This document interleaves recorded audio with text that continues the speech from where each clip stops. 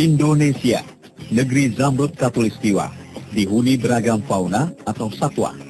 Secara umum, faunanya terbagi dalam 3 kelompok, yakni tipe Asiatis di bagian barat Indonesia, tipe Australis yang menghuni bagian timur negeri, serta peralihan dan asli yang mendiami Sulawesi dan Nusa Tenggara. Sebagian satwa yang hidup di Indonesia berstatus langka, sudah rentan, bahkan kritis. Di Raja Rimba, harimau Sumatera makin mendekati kepunahan. Kini jumlahnya tak lebih dari 300 ekor yang tersebar di seantero Pulau Sumatera. Organisasi konservasi flora dan fauna seperti IUCN memasukkannya dalam daftar merah. Statusnya kritis. Nasibnya bisa serupa dengan subspesies harimau yang lebih dulu punah, harimau Jawa dan harimau Bali. Menciutnya luas hutan di Sumatera, terakhir dikabarkan tinggal 10%, bikin populasi si Raja Rimba susut pula. Maklum, sejak dekade 1980-an, izin pengelolaan hutan marak. Disusul aktivitas pembalakan liar dan pemukiman penduduk. Harimau Sumatera makin bersinggungan dengan manusia.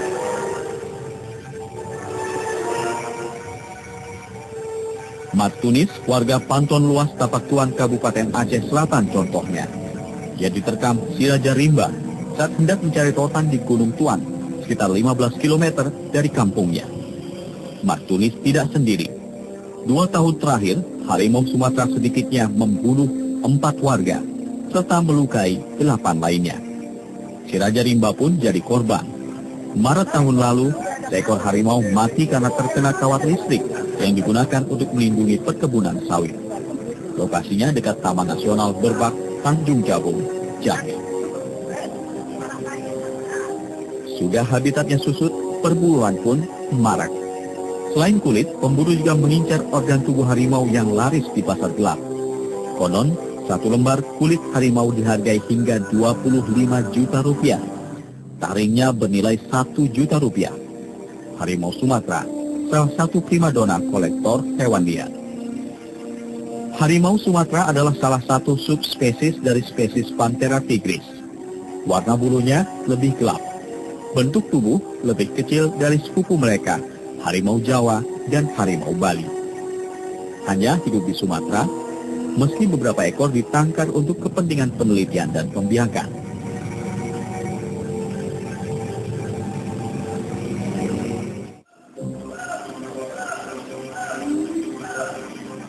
Orangutan bernasib lebih baik, walau hidupnya juga tak tenang di Rimba, Sumatera. Di alam liar populasinya diduga 6.600 ekor, sepertiganya hidup di Sumatera Utara. Mengembalikan fungsi hutan seperti sedia kala serta penegakan hukum mungkin langkah yang paling logis untuk melindungi orangutan. Kontras dengan kerabatnya di Kalimantan, orangutan Sumatera lebih bersifat sosial dan lebih suka menghabiskan waktu di atas pohon. Makanannya buah-buahan. Jika persediaan buah berkurang, mereka bisa melancong ke pemukiman penduduk, seperti terjadi di Sibolga, Sumatera Utara, akhir tahun 2011. Kemungkinan dia satu karena naluri binatang, dia selalu ikut ke pakan. Ya yang jelas mungkin juga di sekitarnya habitatnya juga udah mulai terganggu mungkin ya.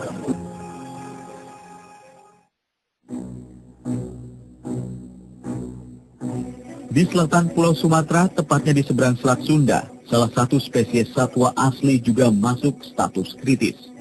Bercula 1, badak berikut dikenal sebagai badak Jawa. 1 di antara 5 spesies badak di dunia.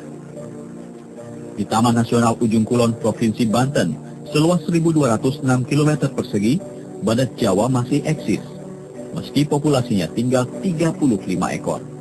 Kini, badak Jawa menjadi mamalia terlangka di bumi. Cula badak Jawa diburu.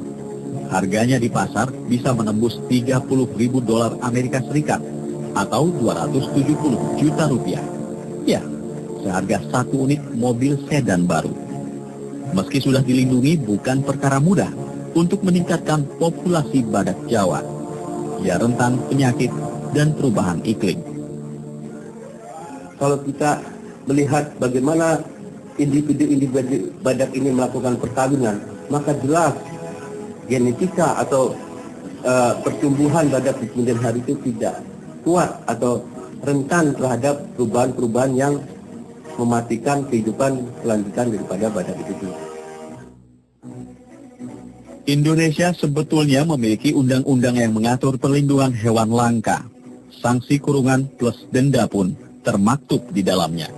Namun, aturan hanya menjadi macan kertas jika tak disertai aparat penegak hukum untuk menjalankannya.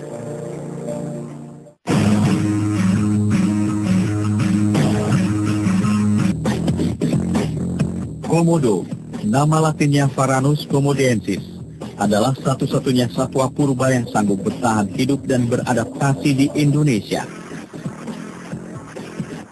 Komodo pertama kali ditemukan perwira pemerintah Hindia Belanda J.K.H. van Steen 1 abad lampau. Tubuhnya bisa mencapai 3 meter. Begitu pula ekornya. Sekitar 60 buah gigi tajam tumbuh dalam mulutnya. Gigi komodo mengandung jaringan gingiva yang tercabik saat mengunyah makanan. Karenanya sering ditemukan sedikit darah pada air liurnya.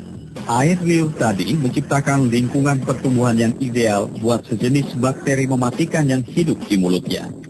Jadi, berhati-hatilah dengan air liur satwa yang punya lidah panjang tadi. Satwa yang oleh masyarakat lokal dinamakan ora tadi tak memiliki indera pendengaran meski punya lubang telinga. Ia mampu melihat sejauh 300 meter meski kurang baik di saat gelap. Dengan kebiasaannya, komodo sanggup mendeteksi daging bangkai hingga jarak hampir 10 km. Makanannya mulai dari daging sapi, kuda, hingga anak ayam. Habitatnya di savana dan hutan terbuka.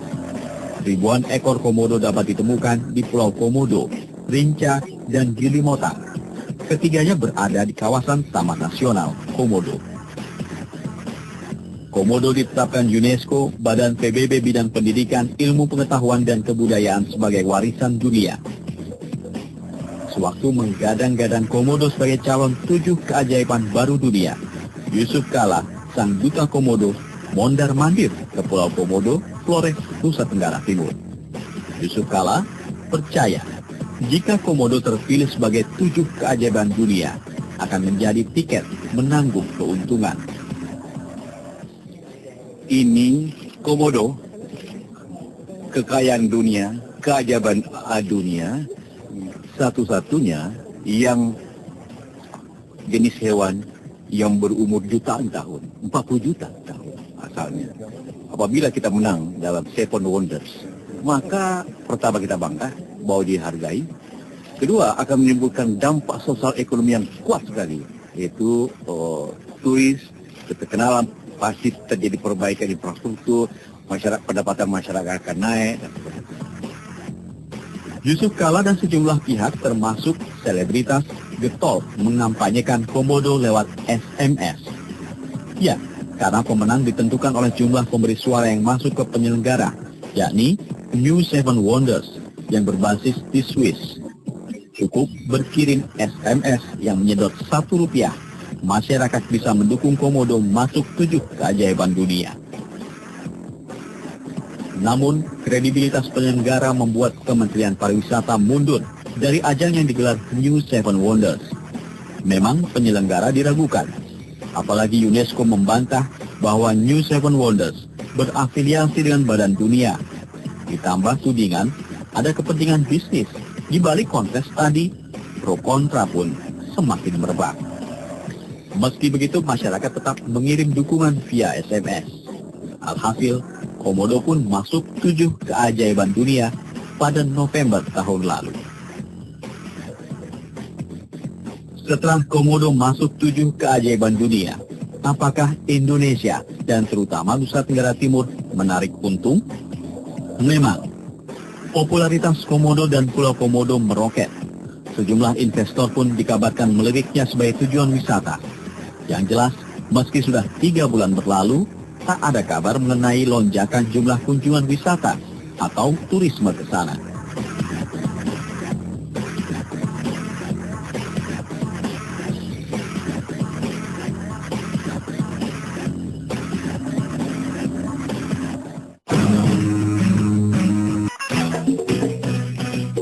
Laut Indonesia yang luasnya lebih dari 3 juta kilometer persegi adalah habitat yang nyaman bagi penyu. Tak heran jika 6 dari 7 spesies penyu yang ada di muka bumi ditemukan di tanah air. Namun sejak dekade 1990-an, populasi penyu melorot. Yang mati mencapai 30% per tahun. Penelitian mutakhir menunjukkan Laut Indonesia telah membahayakan kelangsungan hidup binatang yang diduga sudah hidup lebih dari 100 juta tahun silam tadi.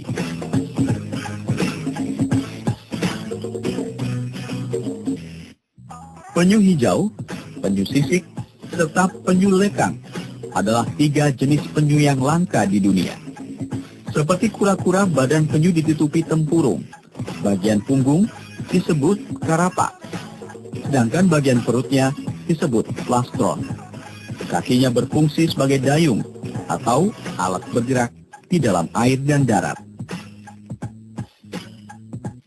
Ketiga jenis penyu bisa dijumpai di pantai Pangumbahan, Sukabumi, Jawa Barat, hingga pantai Sukamade di ujung timur Jawa. Namun begitu, ikhtiar melestarikannya harus berhadapan dengan ulah manusia yang tak henti-hentinya memburu telur dan anak penyu atau tukik.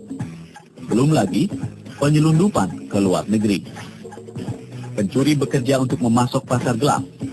Hukum ekonomi berlaku. Barang terbatas. Harga pun melompat. Harga sebutir telur penyu bisa mencapai Rp7.000. Sementara harga seekor tukik antara Rp50 hingga Rp100.000. Di pantai Pangumbahan saja 500 butir telur penyu plus tukik musnah disikat pencuri setiap harinya. Telur penyu dipercaya bisa mengusir hipertensi, pegal linu, dan bahkan menambah kejantanan. Kalau sudah begitu, konservasi penyu dipertaruhkan. Padahal satwa tadi dilindungi dan jadi perhatian dunia. Bukan hanya di Pulau Jawa, di Bali pun kelangsungan hidup penyu terusik. Karenanya, aktivis penyayang satwa langka tak tinggal diam. Antara lain menggelar demonstrasi di Pantai Kuta, Bali. Mereka meminta masyarakat berhenti memburu penyu, termasuk diperjualbelikan. Sekalipun populasi penyu tergerus, upaya konservasi jalan terus. Pantai Sukamade misalnya, di pantai yang berjarak 97 km barat daya kota Banyuwangi, masih bisa dijumpai aktivitas penyu bertelur. Di pantai yang berada di kawasan Taman Nasional Meru Betiri tadi, ada penyu berukuran jumbo, bahkan raksasa. Beratnya bisa mencapai 1,5 kuintal. Dalam semusim, penyu bertelur 3 hingga 5 kali. Sekali bertelur, lebih dari 100 butir. Telur-telur penyu lalu dikumpulkan. Petugas Taman Nasional Meru Betiri mengondisikan telur menetas dengan medium pasir bersuhu 24 hingga 33 derajat Celcius. Makin tinggi suhu pasir, masa inkubasi semakin cepat. Anak penyu pun keluar dari cangkang telur. Cara terbaik agar anak penyu atau tukik nyaman hidup, ya dilepaskan kembali ke habitatnya, laut. Begitupun paling banter hanya 10% dari total tukik yang dilepas yang bisa bertahan hidup.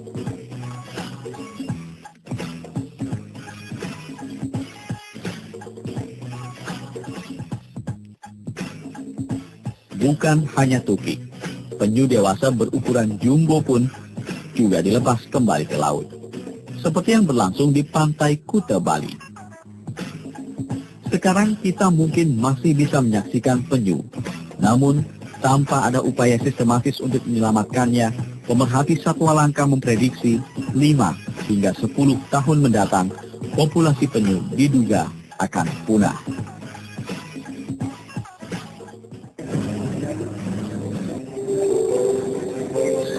Pecinta burung pasti kenal burung berikut.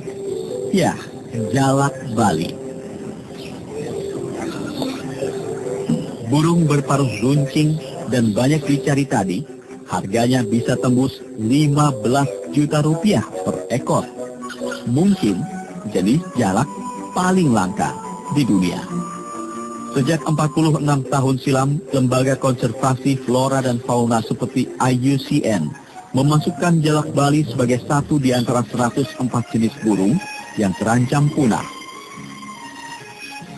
Pada 1979, Menteri Pertanian mengeluarkan surat keputusan yang menyatakan bahwa jalak Bali dilindungi negara. Jalak Bali hanya hidup di Pulau Dewata. Belakangan populasinya kurang dari 300 ekor.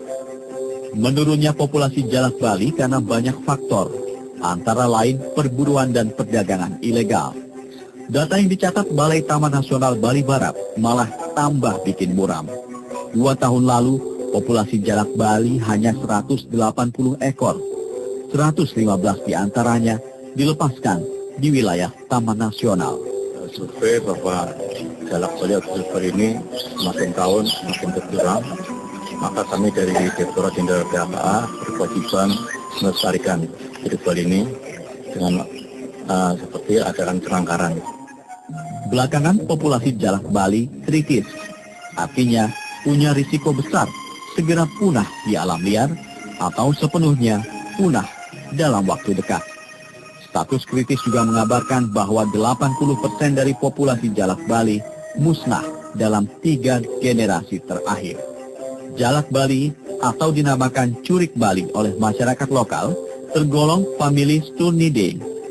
Dia bisa berkicau bahkan bernyanyi seperti beo dan jalak hitam. Jalak Bali suka tinggal di pohon dengan semak-semak rapat di sekitarnya. Jalak Bali tergolong omnivora alias makan segala, dari buah-buahan hingga serangga. 90% bulu jalak Bali berwarna putih, hanya ujung sayap dan bulu ekor saja yang berwarna hitam. Daerah sekitar kelopak matanya berwarna biru tua. Warna matanya coklat tua, yang bikin nyentrik, ya apalagi jika bukan jambulnya, mirip anak pang. Di tengah gencarnya perburuan, ikhtiar melestarikan jalak Bali, ya, berkejaran dengan waktu. Salah satu yang dilakukan, ya menangkarkannya. Seperti dilakukan Pusat Penangkaran Jalak Bali Tegal Bunder atau Bali Safari and Marine Park. Selain perburuan, menyusutnya jalak Bali disebabkan faktor habitat. 10 tahun silam, jalak Bali masih tersebar di Pulau Dewata, dari wilayah Buleleng hingga ke Gilimanuk. Kini hanya ada di kawasan Taman Nasional Bali Barat. Habitat aslinya sudah sangat berkurang. Ya, kemungkinan berkurang pertama akibat daripada perburuan ataupun penjeratan ataupun pengambilan oleh masyarakat. Tentu bukan pemerintah dan lembaga swasta lokal yang peduli jalak Bali, termasuk BirdLife Indonesia yang merupakan cabang dari organisasi sama yang berbasis di kota Cambridge, Inggris. Penangkaran jalak Bali pun dilakukan di luar negeri.